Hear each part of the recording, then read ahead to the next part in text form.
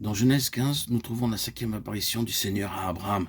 Cette fois-ci, l'Éternel lui est apparu afin de mettre sa foi à l'épreuve. Après ces événements, la parole de l'Éternel fut adressée à Abraham dans une vision. Et il dit, « Abraham, ne crains point. Je suis ton bouclier et ta récompense sera très grande. » Genèse 15, 1. Dans la panoplie complète de Dieu, il est question de bouclier de la foi. Éphésiens 6, 16. Car seule une foi forte et vivante peut nous permettre de vaincre l'ennemi. Dans Marc 11, 22, notre Seigneur l'appelle la foi de Dieu. Dans Galates 2, 20, il s'agit de la foi du Fils de Dieu.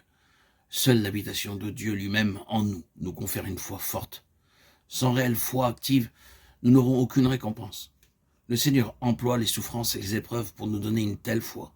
1 Pierre 1, 7. Dieu avait clairement déclaré à Abraham qu'il lui donnerait un fils, mais il avait du mal à le croire. Genèse 15, 2, 3. Abraham avait attendu depuis de longues années l'accomplissement de cette promesse. Mais voyant que la promesse ne s'accomplissait pas, il fut sur le point de léguer ses biens à son principal intendant. Quand l'Éternel lui apparut, il aurait pu dire, « Seigneur, tu as déclaré vouloir me donner un fils. J'ai attendu jusqu'à ce jour, mais je ne vois rien. Je me fais vieux et ma femme aussi. Je vais léguer mes biens à mon serviteur. » L'Éternel est apparu au bon moment à Abraham pour le garder de commettre une telle erreur. Nous aussi, nous nous mettons à douter de Dieu lorsqu'il tarde à répondre à nos prières ou à accomplir ses promesses. Nous sommes alors tentés de mettre nos propres plans à exécution. Il se peut que nous ayons parfois une foi forte, mais des doutes toujours à nouveau viennent nous troubler. Cependant, dans son amour et sa miséricorde, Dieu intervient pour nous garder de commettre des erreurs.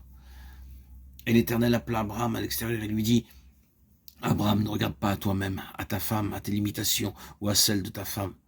Ne considère pas les circonstances, mais regarde en haut. C'est alors que ta foi deviendra forte. À présent, tes yeux sont rivés au sol. C'est la raison pour laquelle tu ne cesses de douter de ma promesse. Regarde vers le ciel et compte les étoiles. Ta postérité leur ressemblera.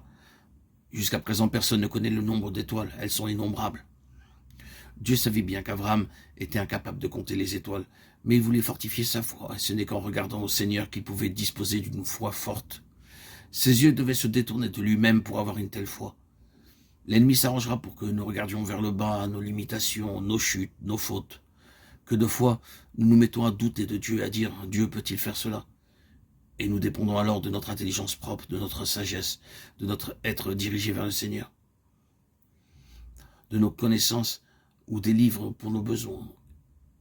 Et notre être n'est plus dirigé vers le Seigneur. Alors que nos yeux devraient être toujours dirigés vers lui. Nous devons nous emparer de ses promesses par la foi. Il accomplira ce qu'il a dit. Il n'est pas nécessaire de lui poser des questions.